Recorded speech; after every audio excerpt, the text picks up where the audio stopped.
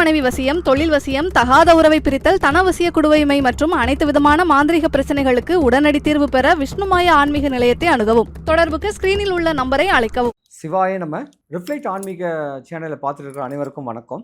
நான் உங்கள் ஜோதிடர் கருப்பசாமி கேஜிஎஃப். 2024 டிசம்பர் மாதம் 12 ராசிகளுக்கும் உள்ள பலன்கள் பலவீனங்கள். ராசி கட்டத்தில் நம்பர் 1 ராசி மேச ராசி. இந்த மேச ராசியை பொறுத்த வரைக்கும் பார்த்தீங்கன்னா செவ்வாய் தான் அதிபதி. அந்த ராசிக்கு அதிபதி, அந்த நட்சத்திரத்துக்கு அதிபதி, அந்த ராசி மேச ராசிக்கு அதிபதியே செவ்வாய் பகவான். நல்ல கோபக்காரு, நல்ல உச்ச நிலையில் வரக்கூடிய ஒரு தன்மை உடையவங்க. பொதுவாக மேசராசிக்காரங்களுக்கு இந்த 2024 ஒரு அமைப்பு ஒன்று இருக்குது. என்னன்னா, அரசியலில் பிரவேசம் பண்ணக்கூடிய அளவுக்கு உண்டான ஒரு நேரங்காலங்கள் இந்த ராசி கொஞ்சம் நிறையாவே இருக்குது. அப்போ இப்பயே நீங்கள் ப்ரிப்பேர் பண்ணிக்கணும் அரசியலில் சேர்ந்து இருக்கிறதுக்காக. மேசராசிக்கு அதிபதி செவ்வாய் பகவான். நல்ல வேலை வாய்ப்பு, கட்டிட தொழிலாளி, பில்டிங் இன்ஜினியர்ஸு, இப்படி பில்டிங் சம்மந்தப்பட்டவங்களுக்கும் இந்த 2024 வரக்கூடிய யோகங்கள் கொஞ்சம் நிறையாவே இருக்குது. இந்த 2024 பொறுத்த வரைக்கும் இத்தனை வருஷம், இத்தனை 11 மாதங்கள் கஷ்டம், நஷ்டம், அவப்பேறு, அவமானங்களில் இருந்துட்டோமேன்னு சொல்லக்கூடிய எண்ணங்களில் இருக்கக்கூடிய மேசராசிக்காரங்களுக்கு அற்புதமான செய்தி 2025 வரப்போகுது. உங்கள் குலதெய்வத்தை நீங்கள் வேண்டணும். பழனி முருகனை வேண்டணும், வடபழனி முருகனையும் வேண்டணும். வடபழனி முருகனை போய் பார்க்கறதுக்கு முன்னே வடபழனி கோயில் வாசல் இருக்க வேண்டிய அற்புதமான ஒரு பெருமாள் கோயிலை போய் நல்லா வணங்கிட்டு முருகரை வழிபட்டிங்கன்னா 100க்கு 100 உங்கள் ஆசைகள் தேவைகள்லாம் பூர்த்தியாக போகுது. பட்ட துன்பங்கள்லாம் விலகி போகுது. ஆண்களுக்கு உச்ச நிலையில் வரக்கூடிய ஒரு நேரங்காலங்கள் இருக்குது. இவ்வளவு நாளாக பெண்கள் ஏமாந்திருப்பீங்க. பல ஏமாற்றங்களையும் தடுமாற்றங்களையும் அடைஞ்ச இந்த பெண்களுக்கும் யோகங்கள் வரக்கூடிய மாதம் இந்த 2024 டிசம்பர் மாதம். அவங்கவுங்க குலதெய்வத்தை நல்லபடியாக வேண்டுங்க. தான் கஷ்டங்கள் வரக்கூடாது, நஷ்டங்கள் வரக்கூடாது, அவமானங்கள் அவப்பேறு இதோட போகட்டும், இந்த டிசம்பர் மாதத்தோட நம்ம பிரச்சனைகள்லாம் போகட்டும்னு அவங்கவுங்க குலதெய்வத்துக்கு போய் வழிபுற பண்ணுங்க. வசதி வாய்ப்பு இருக்கிறவங்க பழனிக்கு போங்க. கிட்ட இருக்கிறவங்க சென்னை வடபழனி கோயிலுக்கு போங்க. இப்படி கோயில்களுக்கு பக்குவம் பண்ணிக்கிட்டு ஆண் பெண் இருவரும் சேர்ந்து ஒன்று சேர்ந்து இப்படி ஆன்மீக வழிபாட்டை பிடிச்சிக்கிட்டிங்கன்னா உங்கள் குடும்பத்துக்கு எந்த குறை எதுவுமே வராது. இனி வரும் காலங்கள் 2025 ஒரு அற்புதமான ஒரு வருஷமாக எடுத்துக்கிட்டு யோகங்கள் நிறைஞ்ச ஒரு வருஷமாக நினச்சிக்கிட்டு தன்னுடைய ஆசைகள் தேவைகள் பூர்த்தியாகக்கூடிய அளவுக்கு பல பக்குவங்கள் நடக்கக்கூடிய தருணம் உங்களுக்கு அடுத்த வருஷம். முருகனை வழிபடுங்க. இப்படி முறையான வழிபாடுகள், முறையான பரிகாரங்கள்ல, முறையான பக்குவங்களை உங்க 2 பேர்த்தையும் பக்குவம் பண்ணிக்கிட்டு வந்தீங்கன்னா ஆண் பெண் இருவருமே அரசனை போல வாழக்கூடிய நேரங்காலங்கள் உண்டு. சொந்தம் பந்தம், அண்ணன் தம்பி, அங்காளி பங்காளிங்க கூட அரவணைச்சிருங்க. ஜாதகமே உல்டாவா போகாம இருக்க நல்லபடியா முருக கடவுளை வேண்டுங்க. அவங்க உங்க தெய்வத்தை முறையா வழிபட்டு வந்தாலும் இந்த 2024 நீங்கள் துன்பப்பட்டது எல்லாமே விலகி போயிடும். டிசம்பர் மாதம் வருஷத்தின் இறுதி மாதம். கவனமாக இருங்க. தன்னுடைய பிள்ளைகளோட அரவணைச்சி இருங்க. தெய்வ சக்திகளோடு இருங்க. அடுத்து வரக்கூடிய வருஷம் 12 மாதம் ராஜபோகத்தோடு வாழக்கூடிய ஒரு நேரங்காலங்கள் உங்களுக்கு இருக்குது. முருகனை வழிபடுங்க. உங்கள் மனக்கவலைகள்லாம் போச்சு.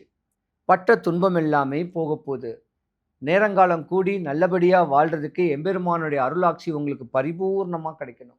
அவங்கவுங்களுடைய ஆசைகள் தேவைகள் பூர்த்தியாக குலதெய்வத்தையும் வடபழனி முருகனையும் வழிபடுங்க. செவ்வாய்க்கு அதிபதி முருக கடவுள். சிவாய நம. வணக்கம். அன்பான ரிஃப்ளெக்ட் ஆன்மீக நேயர்களுக்கு உங்கள் சித்தயோகி பேரம்பலவாணனின் அன்பு கலந்த வணக்கங்களும் இந்த பிரபஞ்சத்தோடைய ஆசிகளும் உங்களுக்கு என்றும் நிறைத்திருக்கட்டும். உங்களுடைய ஒவ்வொரு மாத பலனையும் நாம் மாதம் பார்த்து கொண்டு வருகிறோம். அது ராசி பலன் என்ற முறையில் பார்த்து கொண்டு வருகிறோம். இந்த ராசி பலன் என்பது ஒரு பொதுவான ராசி பலன்தான். பிரபஞ்சத்தில் இருக்கிற கிரகங்கள் எப்படி பயணிக்கிறதுன்னு சொல்கிறது தான் இந்த ராசி பலன். உங்களுடைய தனிப்பட்ட முறையில் உங்களை ராசியில் தினப்பலன், வாரப்பலன், மாதப்பலன் பார்க்கணுன்னாக்க அது உங்களுடைய date of birth, time of birth, place of பர்த்தை பொறுத்து நீங்கள் அதன் மூலமாக தெரிஞ்சுக்கிட்டனா இதே பலன் உங்களுக்கு தனிப்பட்ட முறையில் வரும். இப்பொழுது இந்த மாதம் கார்த்திகை மாதம் தொடங்கிவிட்டது. இந்த கார்த்திகை தொடங்கினதுனால நமக்கு நவம்பர் மாதம் 15ஆம் தேதியும் அதே போல் டிசம்பர் மாதம் 15ஆம் தேதியும் வந்து சேரும். அப்படிப்பட்ட இது. அப்போது இந்த நவம்பர் 15க்கு பிறகு டிசம்பர் 15க்குள்ளே ஏற்படுகின்ற சம்பவங்கள் எப்படி இருக்கும்? இன்னும் கொஞ்சம் அட்வான்ஸாகவே நம்ம பேசும்போது கார்த்திகை மார்கழி மாதங்களின் பலன் எப்படி இருக்கும் இது மூலம் பார்க்கலாம். இப்போ முதல்ல இந்த மாத பலனில் உள்ள மேஷ ராசிக்கு எடுத்துக்குவோம். இந்த மேஷ ராசியில் நம்ம எடுத்து பார்க்கும் பொழுது இந்த ராசிக்காரர்களுக்கு அவங்களுடைய 5ஆம் இடத்துக்கு அதிபதி அவங்களுடைய குழந்தை, அவங்களுக்கு பூர்வ புண்ணியம், அவங்க எதிர்பார்த்த அன்பு, இவையெல்லாம் எங்கே இருக்கிறது என்றால் 8ல் இருக்குது. தற்சமயம் உங்களுடைய எண்ணங்கள் மனநிலை பாதிக்கப்பட்ட நிலையில் இருக்கும், கஷ்டங்களை உடையதாக இருக்கும், உங்களுடைய கவலைகள் எல்லாம் நடக்குமா நடக்காதா என்ற கேள்வி கேட்கும் நிலையில் இருக்கும்.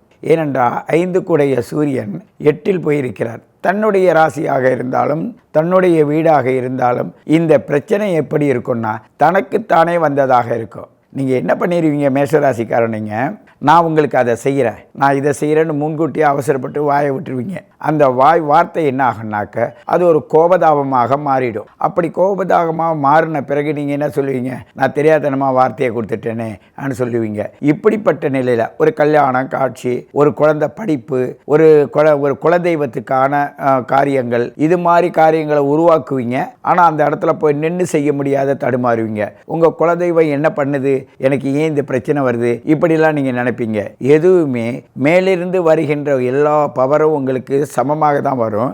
அவங்கவுங்க செஞ்ச கொடுப்பனைக்கு ஏற்றவாறு தான் அது மாறுபடும். அப்படிப்பட்ட அந்த மாறுபாட்டை நீங்கள் உணர்ந்தால் நீங்கள் கண்டிப்பாக நீங்கள் ஜெயிச்சிடலாம். உங்களுக்கு முருகனுடைய அனுகிரகமும் உங்களுடைய மூதாதையருடைய அனுகிரகமும் உங்கள் குலதெய்வத்தினுடைய அனுகிரகமும் கண்டிப்பாக உங்களை நின்று காதுக்கும். இந்த காலத்தில்தான் உங்களுக்கு சுட்டி காட்டும். அந்த சுட்டி காட்டுற நிலை தான் உங்களை என்ன நினைக்கிறீங்கன்னா கஷ்டம்னு சொல்கிறீங்க, அதுதான் கவலைன்னு சொல்கிறீங்க. கஷ்டமும் கவலையும் சேர்ந்தது தான் உங்களை சரியான வழிக்கு எடுத்துகிட்டு போகும். உங்களுடைய இஷ்டம் என்பது அங்கே கஷ்டமாக காட்டுகிறதே தவிர உங்கள் இஷ்டம் இந்த நேரத்துக்கு ஏற்றது அல்ல என்றதான் அங்கே அர்த்தம். அப்படி இருக்கும்போது சூரியன் புதன் 2 சேர்ந்து எங்கே இருக்கிறான்னா விருச்சிக ராசியில் இருக்கான். உங்களுக்கு தைரியத்துக்கும் எழுத்து சம்பந்தமான விஷயத்துக்கும் நோய் நொடி கடன் இது மாதிரி சம்பந்தத்துக்குடைய புதன் அந்த 8ஆம் இடத்தில் இருப்பதனால் விருச்சிக ராசியில் இருப்பதனால உங்களுடைய எண்ணங்கள் உங்களுடைய மனோபாவங்கள் இவைகள்லாம் சற்று பாதிப்பு உடையதாக இருக்கும். எனவே மேஷராசி நேயர்கள் நீங்கள் அன்பாகவும் பாசமாகவும் ஒருவருக்கொருவர் விட்டு கொடுக்கும் தன்மையிலும் உங்களை நீங்கள் புரிஞ்சுக்கிட்டீங்கன்னா இந்த நேரம் உங்களை அற்புதமாக எடுத்துகிட்டு போகும் என்பதை மட்டும் நீங்கள் உணர்ந்தால் போதும்.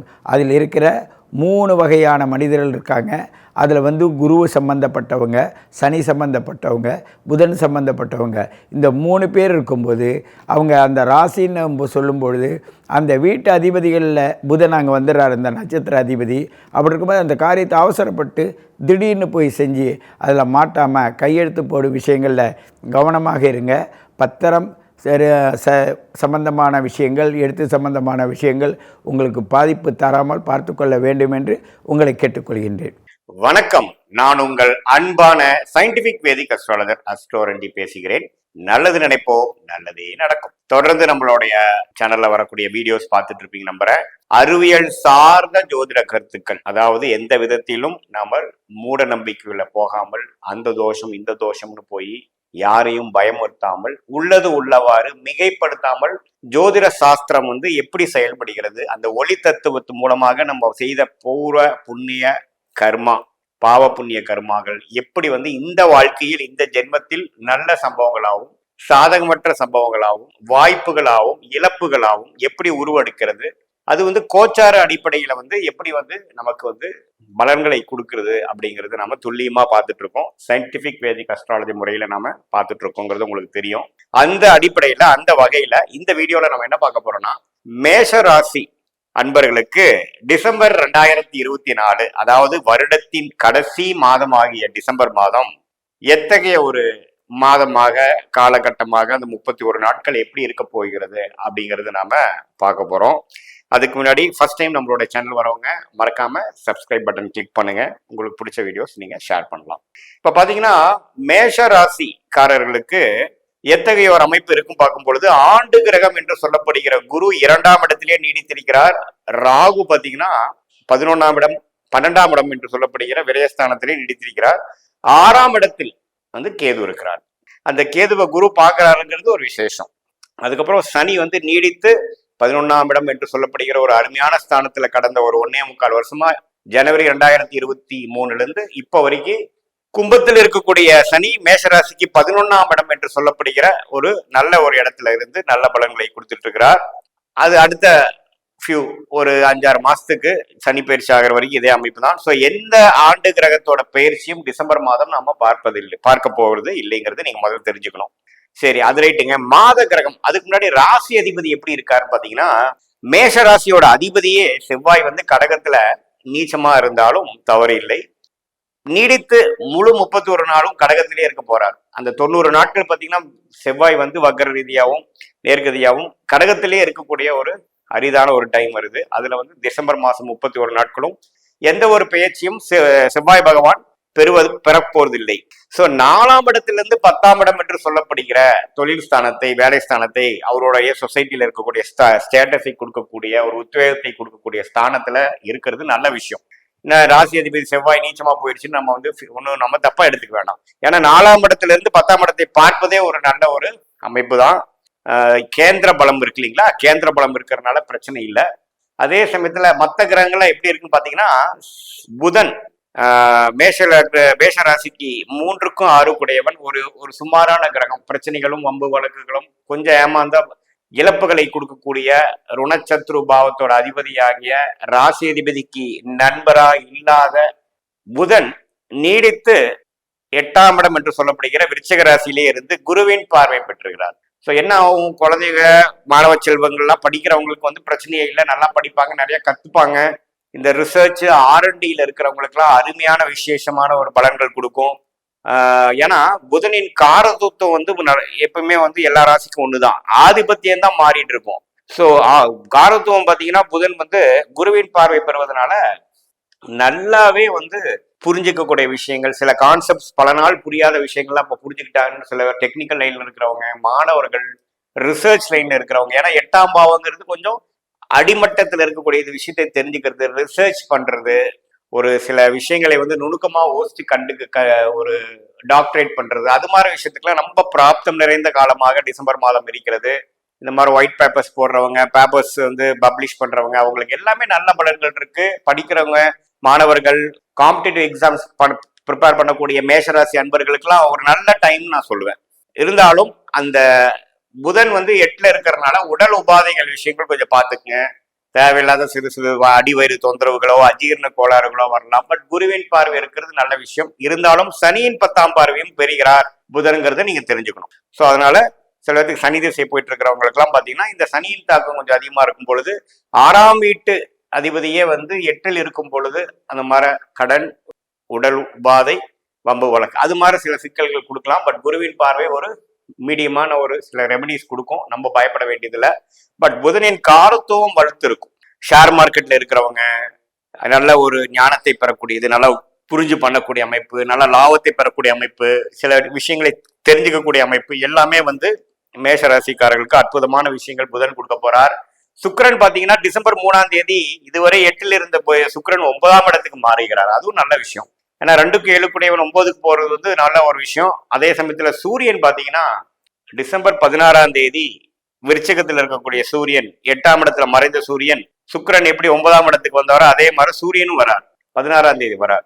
ஸோ எல்லா ரெண்டுமே பாக்கியஸ்தானத்துக்கு வந்து சூரியனும் சுக்கிரனும் வர்றது பாத்தீங்கன்னா நல்ல விஷயங்கள் இருக்கு, பாக்கியங்கள் உண்டு, யோகங்கள் உண்டு. அப்பா மூலமா வர வேண்டிய சில விஷயங்கள் வரும், ஞானம் பெறலாம்.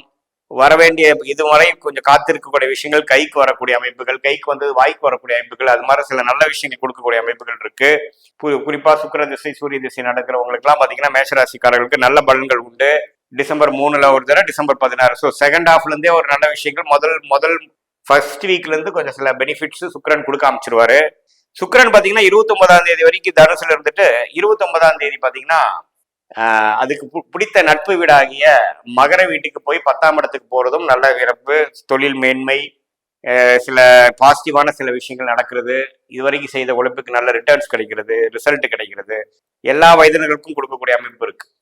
ஸோ இந்த 4 மாத கிரகத்தை வச்சு பார்க்கும் பொழுது ராசிதிபதி இருக்கிற நிலைமை நல்லா இருக்கு. புதனும் பாத்தீங்கன்னா குருவின் பார்வையில் இருக்கிறார். சுக்கிரனும் சூரியன் 8 இருக்கக்கூடியவர் 9ஆவது வந்தது எல்லாமே பார்க்கும்போது ஒரு நல்ல விசேஷ பலன்கள் கொடுக்கக்கூடிய அமைப்பு இருக்கு. இதுவரை ஒரு நவம்பர் மாதத்துல கொஞ்சம் கிடப்புல போய் இருந்த விஷயங்கள், குழந்தைகள்னால சில பெனிஃபிட் இல்லாமல், சில அனுகூலங்கள் இல்லாமல் கொஞ்சம் கஷ்டப்படுறவங்க, அவங்களுக்காக சில எஃபோர்ட் எடுத்து பண்ணிட்டு இருந்தவங்க, சில உடல் உபாதைகளுக்காக சில கவனிப்பு பண்ண வேண்டியது, பூர்வ புண்ணியத்துல சில பிரச்சனைகள், எதுவுமே வேகமா நடக்க மாட்டேங்குது, எல்லாம் ஸ்லோவா நடக்குது அப்படின்னு சொல்லிட்டு இருந்த இந்த சூரியனும் சுக்கிரனும் புதனும் 8ல இருந்தது பாத்தீங்கன்னா, இப்போ உங்க 2 பேரும் 9க்கு வரும் பொழுது, அஷ்டமத்துல இருந்து விலகும் பொழுது சில விஷயங்கள் பாசிட்டிவா வந்து டிசம்பர் ஃபர்ஸ்ட் வீக்ல இருந்தே நீங்க நடக்கிறது பார்க்கலாம். ஸோ மேஷ ராசிக்காரர்களுக்கு நல்ல ஒரு அமைப்பு இருக்கக்கூடிய அமைப்பு உண்டு. 2ஆம் இடத்துல குரு இருக்கிறது வந்து நல்ல விசேஷம்.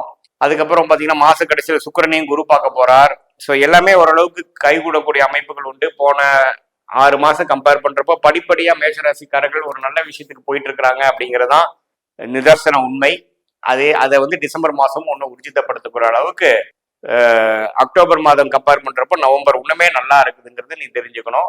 அதுக்கு கிரக பயிற்சிகளை என்னங்கிறது நான் உங்களுக்கு சொன்னேன்.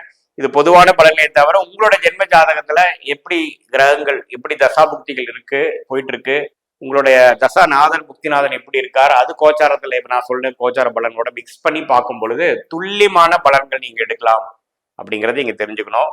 மீண்டும் மற்றொரு காணொலியில் சந்திப்போம். நன்றி, வணக்கம்.